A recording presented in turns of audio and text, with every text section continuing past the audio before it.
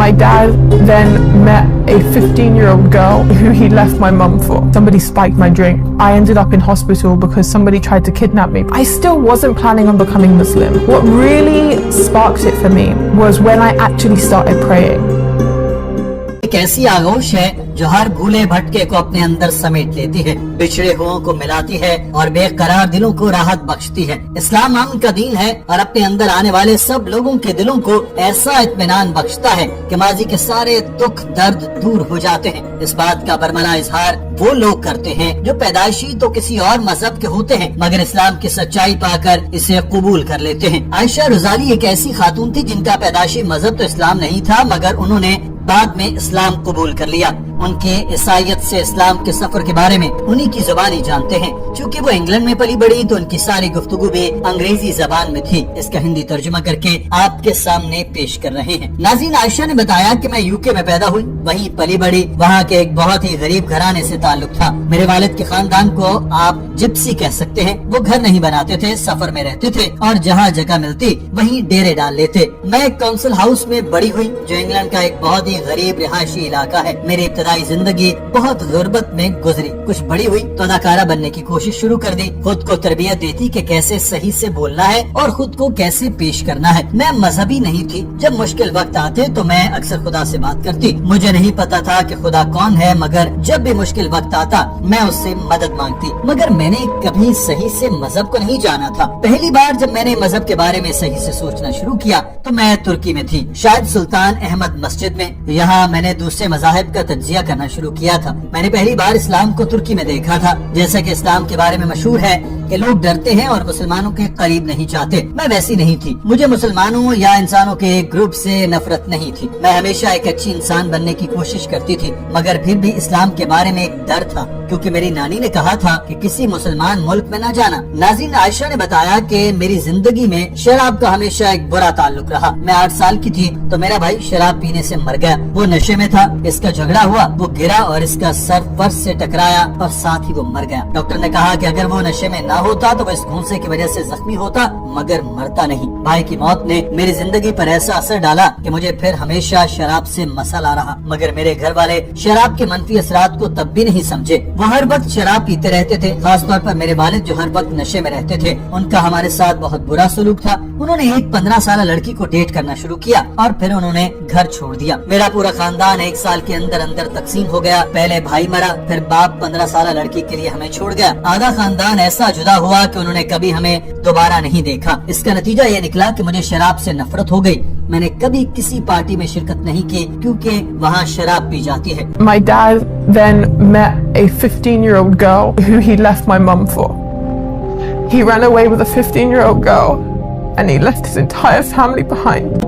नाज़रीन, आयशा रज़ाली का कहना है कि जब मैं 20 साल की हुई तो मैंने सोचना शुरू कर दिया कि शायद शराब इतनी बुरी नहीं है जितना मैंने सोचा था। मैंने सोचा कि शायद मैं पार्टी में जाऊं और सही लोगों से मिलूं तो हो सकता है कि अच्छे दोस्त बन जाएं। मैंने ऐसा सिर्फ लोगों से मेल जोल बढ़ाने के लिए किया था। एक मर्तबा ऐसा हुआ कि मैं नाइट क्लब में थी तो किसी ने मेरी ड्रिंक में नशा मिला दिया। उसी रात मैं अस्पताल पहुँच गयी। क्योंकि मैं नशे में थी तो किसी ने मुझे अगवा करने की कोशिश की। मैंने मेकअप किया हुआ था और मेरा चेहरा बड़ी खौफनाक हालत में था। मैंने तब सोचा कि मैंने ये क्यों किया। मैं हमेशा शराब के खिलाफ रही हूँ। मैं क्यों इस जिंदगी की तरफ जाना शुरू हुई जिसने मेरा खानदान उजाड़ दिया। मगर इस वाक़े के बाद सबसे बुरी चीज ये हुई कि मैं रुकी नहीं बल्कि मैंने शराब नोशी जारी रखी। I went to a nightclub and somebody spiked my drink and that same night I ended up in hospital because somebody tried to kidnap me. Pretty much someone tried to kidnap me while I was in LA. Ayesha ने बताया जब मैं तुर्की में गई तो मेरे इरादे नेक नहीं थे। मैं अच्छे कामों के लिए नहीं गई थी। मैं प्लास्टिक सर्जरी भी कराना चाहती थी ताकि अपनी शक्ल बदल सकूं। जब मैं सब कुछ खो चुकी थी तब अल्लाह ने मुझे सहारा दिया।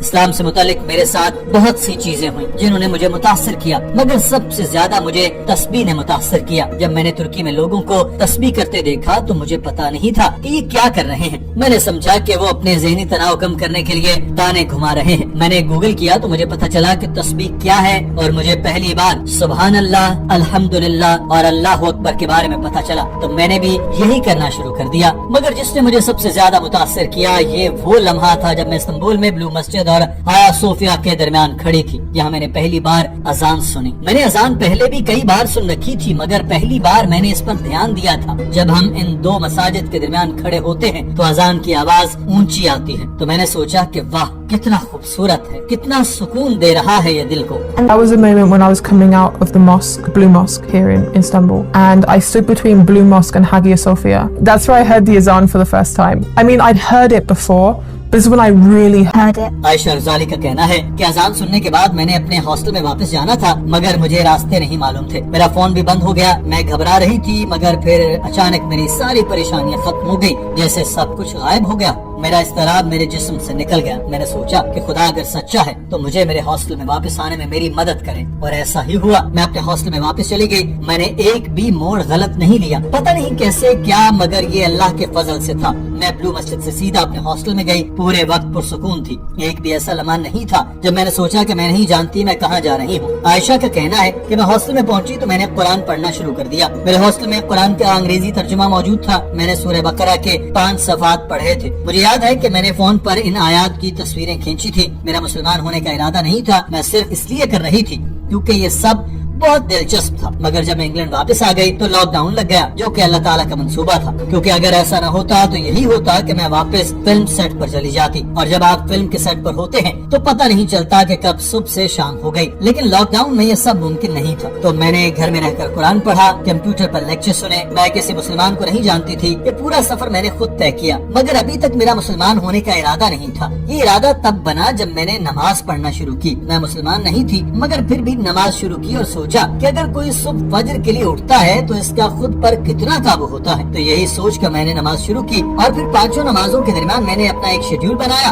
कि फजर और जोहर के दौरान ये करना है, अगली नमाज तक ये करना है। ये तरीका मेरे लिए बहुत कारआमद था और मेरे सारे काम निहायत नज़्म व ज़ब्त के साथ हो रहे थे। फिर रमजान आया और मैंने सोचा कि मुझे रोजे रखने हैं मगर मेरी माँ को ये पसंद नहीं था। उन्होंने सोचा कि मैं मर जाऊंगी ये करते हुए, तो मैं इनसे छुप कर रोजे रखने लगी और मुझे यकीन नहीं आ रहा था कि मैं ये सब ईमानदारी से कर रही हूँ। उस वक्त मेरा यकीन पक्का होना शुरू हो गया। मैं रोजे रख रही थी, नमाज पढ़ रही थी और दरमियान में इस्लाम के बारे में सीख रही थी। मैंने सोचा कि इस्लाम ही सच्चा दीन है। जितना सुकून मुझे इस्लाम ने दिया है इतना किसी और ने नहीं दिया। वाकई ये खुदा का दीन है। I still wasn't planning on becoming Muslim. What really sparked it for me was when I actually started praying. नाज़रीन, आयशा रज़ाली का कहना था कि इस्लाम कबूल करते वक्त सबसे बड़ा डर मुझे ये था कि मैं अपनी पुरानी जिंदगी में वापस नहीं जा सकती। खानदान को कैसा लगेगा, मेरा पूरा करियर खत्म हो जाएगा। मैंने किसी मस्जिद में कलमा शहादत नहीं कहा बल्कि मैं कमरे में अकेली थी और मैं बार बार कलमा पढ़ती रही। मैं रोती जा रही थी। ये रमजान का महीना था। मैंने सोचा पता नहीं सही कलमा पढ़ रही हूँ या नहीं, तो मैं ये सोचकर बार बार पढ़ती थी और साथ रोती जाती थी। मुझे ऐसा लगा कि मैंने अपनी जिंदगी का मकसद पा लिया है। जब आप मुसलमान नहीं होते तो आपके अंदर फोकस नहीं रहता, हर चीज मुश्किल लगती है, हर चीज बोझ लगती है। मगर कलमा पढ़ने के साथ ही एक मंजिल मिल जाती है। जब मैंने इस्लाम कबूल कर लिया तो मुझे दोबारा फिल्मों में काम की पेशकश होने लगी मगर जिंदगी में पहली बार ये पेशकश ठुकरा रही थी। इसके बाद मैंने इरादा किया कि मैंने सिर्फ मुस्लिम प्रोजेक्ट करने हैं। आयशा का कहना है कि जब मैंने इस्लाम कबूल किया तो मेरी वालिदा मेरे पास गूगल सर्च के प्रिंट आउट लेकर आ गयी। इसमें इस्लाम मुखालिफ बातें और वाकयात थे। वो खुश नहीं थी। उन्होंने मुझे कहा कि जब तुम मस्जिद जाओगी तो ध्यान रखना कोई तुम्हें दहशत गर्दी के लिए ना उकसाए। मेरे बहुत से दोस्तों ने भी मुझसे बात करना छोड़ दिया। एक दोस्त ने मुझे मैसेज किया कि क्या तुम ये किसी आदमी के लिए कर रही हो, क्या तुम मुश्किल में हो। मेरे खानदान के लोग भी मुझे अजीब नजरों से देखते थे। उनको इल्म नहीं था कि मुझे कैसे बुलाएं। सबसे ज्यादा मेरी वालिदा ने मुझे सपोर्ट किया। वो मेरे साथ बहुत अच्छा बर्ताव करने लगी। उन्होंने इस्लाम के बारे में सीखना भी शुरू कर दिया। जब भी कोई मुसलमान उनकी मदद करता वो इस चीज को नोटिस करती। मुझे उन्होंने एक मर्तबा फोन किया कि एक हिजाब वाली लड़की ने मेरी मदद की है। My mum's gotten better with me, to be honest. My mum started learning about Islam. I've taken her to a mosque. I took her to a dawah stand with people who give dawah. She started learning about Islam more. Ayesha का कहना है कि इस्लाम कबूल करने के बाद हिजाब पहनना बहुत मुश्किल था। पहली बार गई तो हिजाब की वजह से लोग मुझे नहीं देख रहे थे, जबकि पहले मैं बाहर निकलती थी तो लोग मुझे देखते थे। ये चीज چیز تھوڑی عجیب تھی مگر پھر مجھے اس کی عادت ہو گئی، اور اس کے بعد ایسا بھی ہوا کہ مجھے بہت ڈر لگنا شروع ہو گیا کہ مجھے عربی نہیں آتی، لوگ کیا سوچیں گے۔ مجھے یاد ہے کہ ایک مرتبہ ایک اجنبی شخص نے حجاب دیکھ کر مجھے السلام علیکم کہہ دیا اور مجھے پتا ہی نہیں تھا کہ جواب میں کیا کہنا ہے، تو میں وہیں جم گئی، مجھے سمجھ نہیں آئی کہ میں کیا کہوں۔ میں نے سوچا کہ یہ شخص سمجھے گا کہ میں ایک فراڈ ہوں، لوگوں کو لگتا ہے کہ میں مسلمان ہوں لیکن میں سلام کا جواب بھی نہیں دے سکتی، یہ میرے لیے واقعی بڑی پریشانی تھی۔ اسی لیے میں ہر کسی سے کہتی تھی کہ سب لوگ اور خاص طور پر وہ لوگ جو نئے مسلمان ہوتے ہیں وہ دین کو سیکھتے رہیں، اگر آپ بہت لمبے عرصے سے سیکھنا چھوڑ دیتے ہیں تو وہی وقت ہوتا ہے جب لوگ مذہب کو چھوڑ دیتے ہیں۔ نامنتخب مسلمانوں کو میرا مشورہ بھی یہ ہے کہ آپ ایک کمیونٹی تلاش کریں، ان کے ساتھ مسجد جائیں اور وہاں بھی بہنوں سے ملاقات کریں، ایک دوسرے کو مشورے دیں، ایک دوسرے کی پریشانیوں کا حل کریں، ایک بہت اچھا احساس ہے۔ عائشہ رضالی اپنی والدہ کو بھی اسلام کے راستے پر لانے کی بھرپور کوشش کر رہی ہیں۔ انہوں نے کہا کہ میری والدہ کو خدا پر یقین نہیں ہے، وہ ایک طاقت پر یقین رکھتی ہیں، پہلے کی طرح یہ نہیں کہتی کہ وہ ملحد ہیں مگر خدا کا تصور ان کے لیے بہت مشکل ہے۔ انہوں نے کئی مرتبہ مجھے کہا کہ میں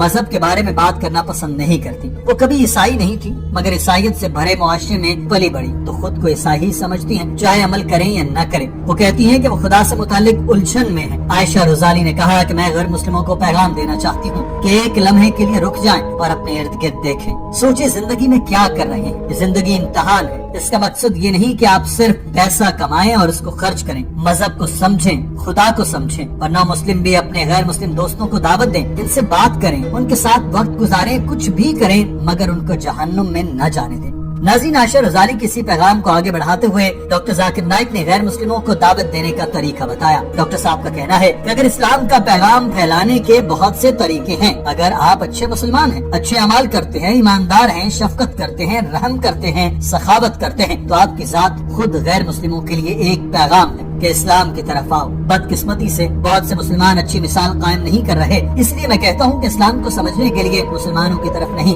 بلکہ قرآن اور حدیث کی طرف دیکھنا چاہیے۔ اللہ تعالیٰ قرآن پاک میں فرماتا ہے کہ اپنے رب کے راستے کی طرف دانشمندی اور عمدہ نصیحت سے بلا اور ان سے پسندیدہ طریقے سے بحث کر، بے شک تیرا رب خوب جانتا ہے کہ کون اس کے راستے سے بھٹکا ہوا ہے اور ہدایت یافتہ کو بھی خوب جانتا ہے۔ ادعو الى سبیل ربک بالحکمہ والموعظۃ الحسنہ وجادلہم بالتی احسن.